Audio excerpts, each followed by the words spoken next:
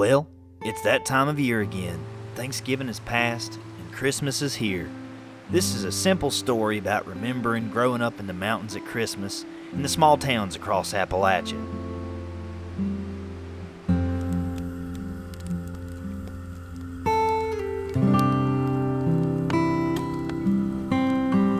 For some, Christmas is thought of as a single day on December 25th to wake up and check under the tree and see if Santa has left anything there for good little boys and girls.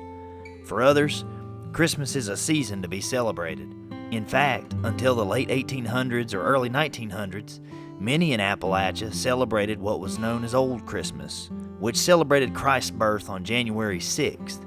And so over the many long years since, people have sung the 12 Days of Christmas song, and they even keep up their decorations well beyond December 25th, and likely don't even know why, because it seems like it's always been this way.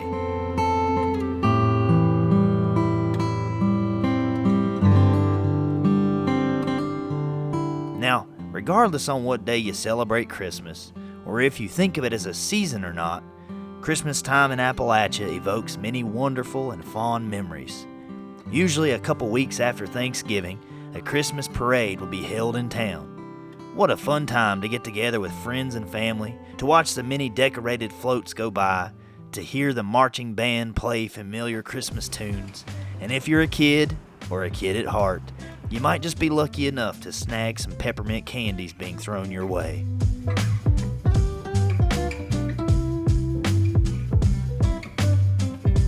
It's such a magical time of year, with so many traditions celebrated by families up and down the hills and hollers and small towns across Appalachia.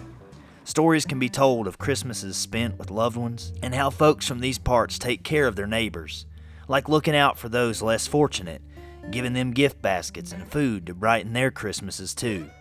I remember when I was little, our church would make up boxes and baskets of fruit to give away.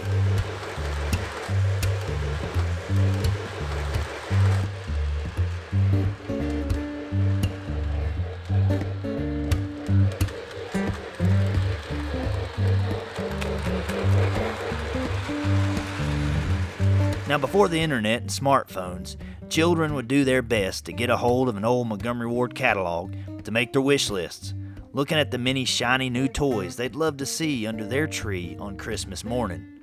Many would even write letters to Santa, hoping they'd reach him in time for Christmas up at the North Pole.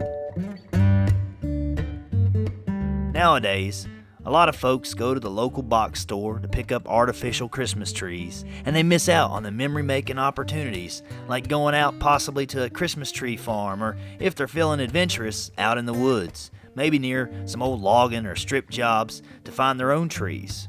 It may be a pine or a cedar, it may even look like something from a Charlie Brown Christmas, but it's the joy and memory of a shared experience with loved ones that matters. Getting the tree home and decorating it with either homemade ornaments like popcorn on a string or paper cutouts, or ornaments from Christmases gone before that now serve as sentimental heirlooms, it all adds to the festive spirit of the holiday. You may even remember as Christmas drew near welcoming carolers at the front door, or caroling yourself. And typically, just before winter or Christmas break happened at school, there might even be a small gift exchange in your class, which only added to the excitement. And usually, the Sunday before Christmas at church, there'd be a Christmas play, and inevitably one little kid would be playing a sheep or wise man and would start wandering off stage or doing the cute things that kids do, just adding to the fondness of the memory.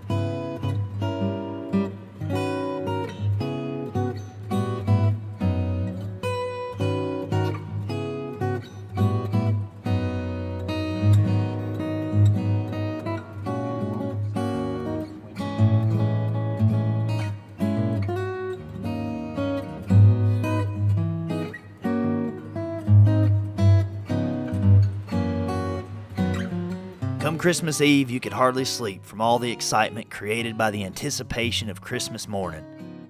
Now, not everywhere in Appalachia gets a lot of snowfall, but it's somehow always magical to adults and children alike when it does snow on Christmas. Once you woke up Christmas morning, especially if you see a white blanket coating everything outside, you take off for the tree to see what presents might be there. It wasn't always a lot, but there'd always be something. It might even be a fresh fruit like oranges, because those were hard to come by in the mountains of Appalachia. I remember always wanting to find a radio flyer wagon under the tree when I was younger. After breakfast, many of you will remember heading over to Pawpaw and Granny's house to spend the rest of the day with family for a Christmas dinner, with all the fixings a person could ask for, with a crackling fire in the fireplace or old wood stove, and being surrounded by the sights and sounds of the season, as well as the warmth and love of family. What more could a person want? I realize today your story and even beliefs may be quite different than this. Your memories may be incredibly fond, or they may be filled with sadness and tears, possibly from the loss of a loved one no longer with you. Wherever you are this Christmas, may you find warmth and love in the perpetual hope that transcends all material things, even transcending the best of human experiences, in the one Christ, the triune God, whom generations of Appalachians have turned to as a source of refuge, hope, salvation, and strength. Merry Christmas.